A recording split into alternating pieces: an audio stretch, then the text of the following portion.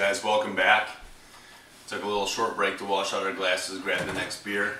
We got a real treat for our next one. It's one that kind of started us off from the beginning. It's our Unicorn Stout. We've had a couple iterations of this one, and we're kind of getting to the point where we got it almost perfected, or where at least we like it at. So I know, Zach, you want to do the honors for us and get that one cracking? So this is going to be our chocolate coffee stout. The alcohol content is 5.5 ABV, and I think it was 33 IBUs. So perfect. It's kind of give us an idea of the stats for this beer. We were looking for alcohol by volume to be between 4 and 5 as a typical stout. IBUs between 30 and 45. We came in very close overall with that. Yeah, style guidelines are pretty close. We add a little more grain to it, so we're a little bit higher in the alcohol content than the style guidelines typically, but pretty close in regards to the other criteria. Yeah, that kind of goes into us kind of making the recipe kind of our own. We did start out with a base recipe, and we've been tweaking it by changing the type of coffee that we insert into it. Right, how much certain grain, yeah, exactly. So I know. Originally, I think our first feedback was that we wanted a little more hop to it. We couldn't really taste it at all, but so we kind of ended up here. Yep. We tried a couple different coffees too. That was kind of the whole thing, is to get to where we wanted to. So we're really big about trying to stay local, trying to get things that are made in Michigan, stuff that we can see it produced, we can be there, help the community. But we were trying local coffee. For fifth sponsor, ShamWow. We're trying to find local places where we would be able to get the coffee grounds. And we've tried Great Lakes, we've tried, what's the other one, downtown? Roasting plant. Yeah. And now we finally landed on Starbucks of all things. Yeah, the Sumatran is a nice mellow flavor to it, and it kind of works well, especially we're cold brewing it overnight and then adding it in the secondary after it's all fermented out, and it kind of sits and then we'll carbonate it. But we just like the taste of the coffee for this particular application. It seems to complement the grain bill pretty well, and the hops and everything that's used in it. The great thing about the Sumatran we found is the acidity is way lower than your typical coffee, so it's great to pair with your stout. It gives you that nice smooth consistency that we were looking for.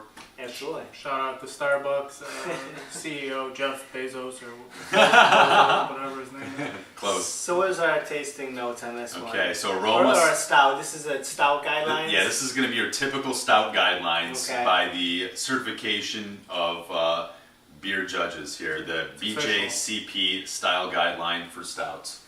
So aroma, when we're going to be smelling this one, it's going to be a coffee-like roast with barley, roasted malt aromas, slightly chocolate or cocoa-y taste, smell, with a grain note. Okay. Appearance, jet black to deep brown. Yeah, this is pretty black here. It does run the gamut, it says, the spectrums. Gamut. Yep, but usually you want to see it nice and thick and creamy, long-lasting, tan to brown-colored head is a consistency that we're looking for. So a little lacking on the head first off. Yeah. Okay. No bad. We can adjust. It's all towards adjustment. So when we're tasting this boy, we're going to be, the flavor's looking for moderate roast, grainy sharpness, light to moderate acidic notes, and then medium hop. Okay. When was coffee-like finish. This was brewed, this is our last beer of the year. It's brewed in November, actually. So this is our newest of the bunch. Wow. Cheers. Cheers. Cheers.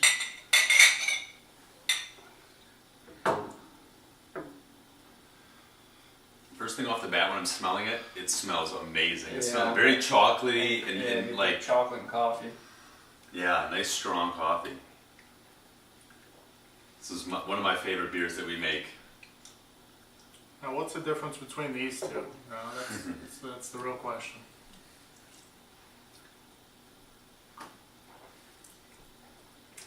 What did we do from the last one to this one? I know we've made incremental changes along the way. We made it a little bit. The grain profile is slightly darker. Okay.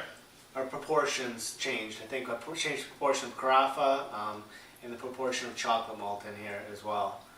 Because originally when we did it, we found out that the grain bill we were using was more stylized towards a porter. And we kind of wanted to darken it up a little bit and add the coffee to make it a little unique as well. I noticed it's like jet black. Yeah, It's the like- color's it's really like my nice. hair. Darker than you know? usual. Yeah, it is darker than the previous iteration. Yeah, and I liked it. I like that. I like the look of it. Good for. Smells amazing. It's just like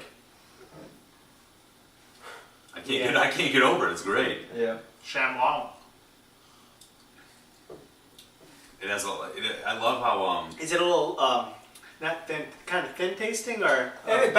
better than the last one Yeah. though? I think. I Yeah. think that's due to the carbonation. well the carbonation. I can definitely taste the carbonation But- up front on this one. Right.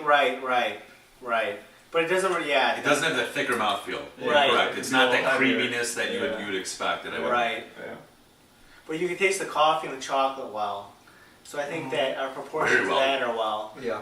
So maybe we need to adjust how, like you said, the mouthfeel on it, and then the head retention too. So Yeah. when you have a nice pour, that it retains nicely. Hit us with your tagline. I don't know what's the tagline, You Chris. can never have too much carbonation. Oh yeah. Okay. So, and I noticed This one I think is poured, actually perfect, Chris. Oh, yeah, I for think a this stout. is It good is. for a stout. and I Yeah. noticed when we Good. poured this out of the keg as well, it had a better head on it. Okay. So maybe that's due to how carbonated it was when we were bottling it. It kind of, all went out, and a lot of the CO2 was released. Or I'm not sure exactly, but so that's maybe something we can pay attention to next time to see how it turns out.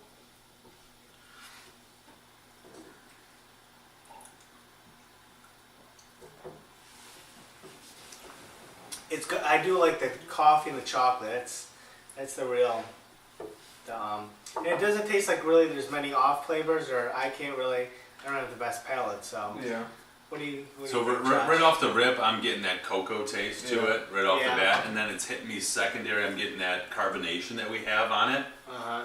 and it's following up and finishing with a lot of that coffee tones that, Yeah. that we Right. have. That And that's kind of lingers. like That's what lingers, that's the right. linger. Yeah, that's the Yeah. linger taste to it. Right. This is definitely our best one that we've had. Yeah. It's the always Unicorn. my favorite. I feel like every time we brew it. Yeah, it's good. Yeah, and then if we can hone in a few of those fine points as well, I think we'd really be onto something. Mm-hmm.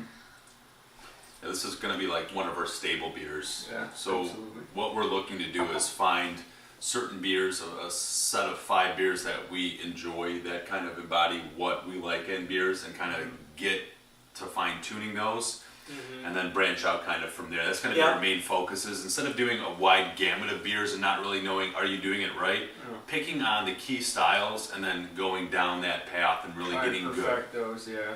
Yeah. And then we'll get Right.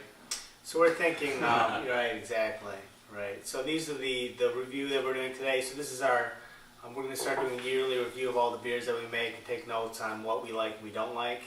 The 5 that we're going to cover today. And we'll probably end up expanding to 6 this year in 2019 of our like staple beers, like Josh was saying. And then from there, we're going to kind of branch out from there, have our yearly, seasonal stuff as well.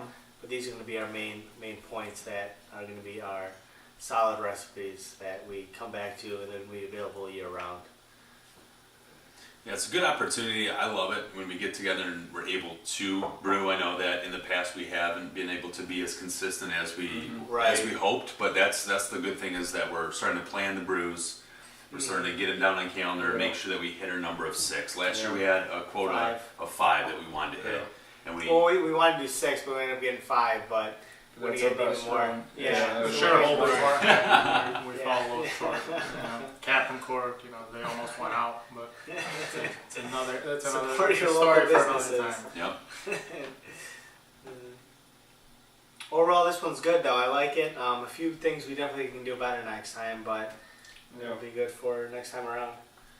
Yeah, I think this is our best beer, beer our that top contender, it's yeah. always consistently good. Right. And these small tweaks that we've Yeah. been making. Make it even better, right? Jay, can you kind of speak to, I know that we go all over the place to kind of get a recipe when we start. Where do you're kind of the guy that is the numbers guy, the kind of that's putting together the spreadsheet, how much grain we need, kind of tweaking the recipes. where are we getting a lot of these recipes from? Are we going online? Are you using your reference manual? Yeah, so the first thing I'll typically do is I'll look at the, like what you're referencing, the BJCP, the tasting guideline, and it has a lot of, and then kind of categorize it down to what style you're looking for and what kind of beer you're looking to make. And it gives a good reference in regards to some of the original gravity, final gravity, the alcohol percentage, the IBU, a lot of the key vital statistics that you're looking for when you're making these beers. And then from there I go and I look online. If I'm trying to make a stout, for example, I'll try to look up a few different stout recipes and see what some of the common denominators are of what people are using, what people are finding success with. And then I take a few of those recipes and kind of do something in the middle, more or less, where I kind of modify each one to see what I think may be best, or what taste I'm specifically looking for. Hey, I like the coffee and the stout a lot more.